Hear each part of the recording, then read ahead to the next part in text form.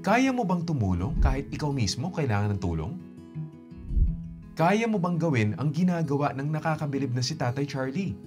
Na nagsimula, dahil sa pagbabike ko, nakita ko ito, sabi ng isang kasama kong siklista, sa bukid ka magtinda tayo. Makita ko ng mga maraming ang tao sa bukid. Ako rin na nagluluto. Dinadayo ko talaga. Kasi nga ho, ito nasa bukid kami. Yung mga siklista o mga dati kong kasiklista, sinusuportahan nila ako. Ay pinopost nila parati yung mga niluluto ko. Masayang-masaya na ako noon. Tapos makikita mo sa table ko may nakasulat sulat ng bata na ang sarap ng pagkain niyo, tay.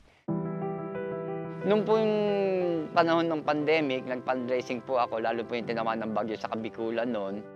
Magmula rito sa Calamba hanggang Kabikulan, pagbungad ng Bicol, namigay po tayo dyan ng mabigas, mga dilata, hanggang sa kabundukan po ng Quezon. Nakabike lang po, dalawa lang po kami noon.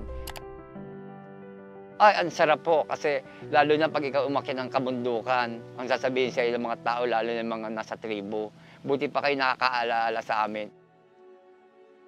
Ang pagtulong sa kapwa, patuloy na ginagawa ni Tatay Charlie. Kahit siya mismo, kailangan nito. Yung lugar namin, dati maraming puno rito, itinumba lahat ng buhawi, basag-basag yan. Tapos yung bubong namin dito, inilipad din.